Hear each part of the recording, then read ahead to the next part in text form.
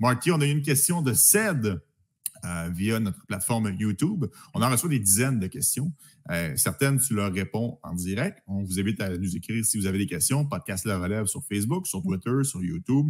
On est toujours rejoignable. Ça nous fait plaisir d'interchanger avec vous. Mais certaines, on aime ça y répondre en nombre.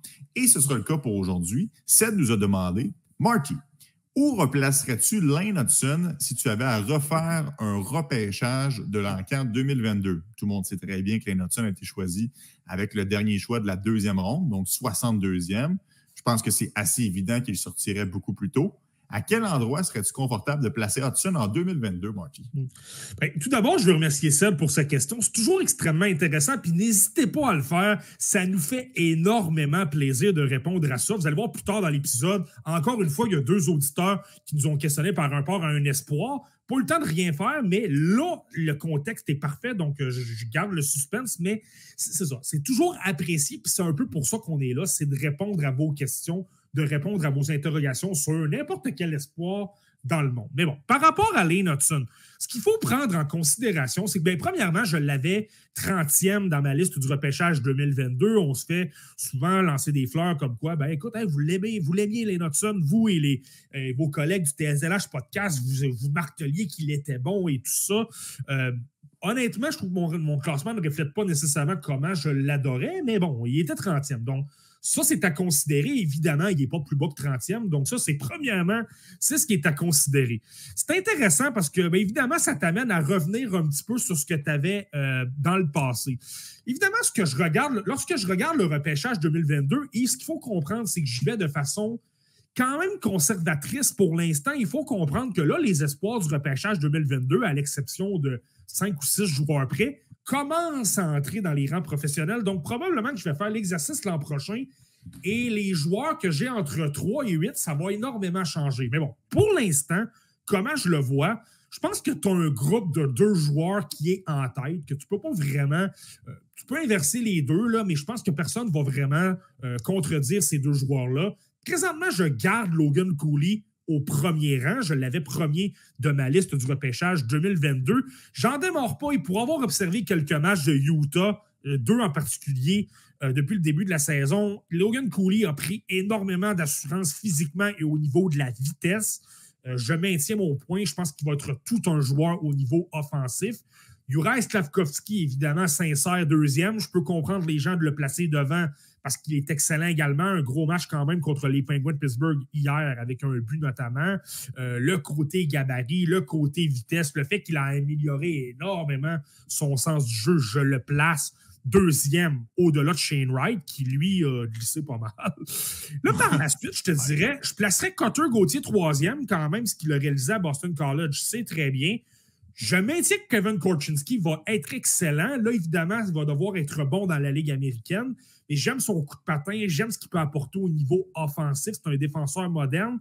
Des lacunes défensives, mais je pense que dans le cas d'un défenseur, ça s'apprend un peu plus. Pavel Mintyukov, avec ce qu'il a montré en Anaheim, je le place 5e. Simon Nemeth, 6e.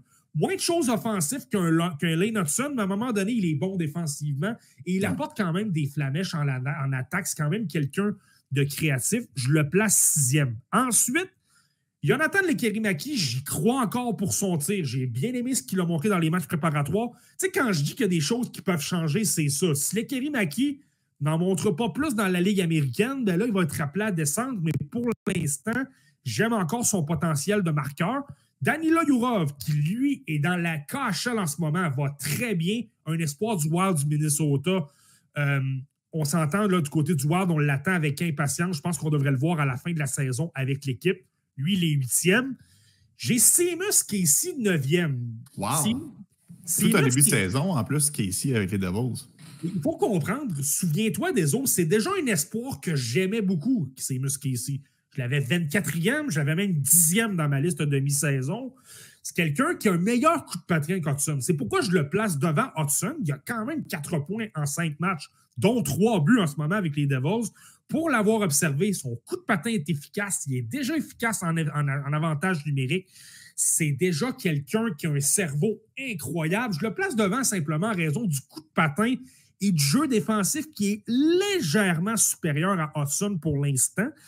Mais il y en a quand même des lacunes et j'ai aimé qu'il a amélioré ces aspects-là depuis le début de la saison, du moins de ce que j'ai observé. C'est ce que je trouve intéressant du côté de Seamus Casey. Et là, au 10e rang, j'ai un peu vendu la mèche, j'arrive avec Lane Hudson. Tu passes quand même de 30 à 10, ce qui est tout un coup avec un joueur, tu l'as mentionné, repêché 62e. On peut déjà dire, sans trop se tromper, que c'est un vol du côté des Canadiens de Montréal. Peu importe ce qui va arriver, ça demeure un joueur repêché 62e. On le voit ce qu'il apporte offensivement. Moi, je trouve que défensivement, on lui a lancé une volée de Boisvert hier pour son moins 4. Ouais.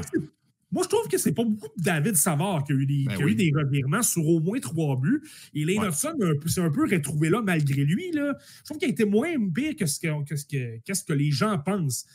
Avec son bâton, il est extrêmement efficace. Tu vois qu'il est intelligent. Il est petit, il a moins de coups de patin, mais il le sait. Il est pas mal plus physique qu'on peut le penser. C'est dans le match contre les Sénateurs, je pense. Je me souviens plus du joueur en question. Je me demande si c'est pas Brady Tkachuk. En tout cas, il y a un joueur qui a tenté de le frapper dans le coin. Puis Lane Hudson a sorti l'épaule, puis le joueur s'est ramassé par terre. Un joueur assez imposant, là. 6 pieds 2, 6 pieds 3 pouces. Son aide contre les Sénateurs, à un moment donné aussi, où il sort l'épaule devant Brady Tkachuk. Je pense que Tkachuk lui-même a été surpris de dire « Wow, comment ça, il m'attaque physiquement? » Tu vois qu'il n'a pas froid aux yeux, qu'il a de la confiance, et sans dire qu'il va détruire tout le monde avec des mises en échec. Je trouve ça bien de voir qu'il est pas mal meilleur dans les aspects où il avait des lacunes. Et là, par la suite, sur le point de vue offensif, j'ai pas besoin d'en rajouter. Le podcast La Relève. C'est un podcast de sport.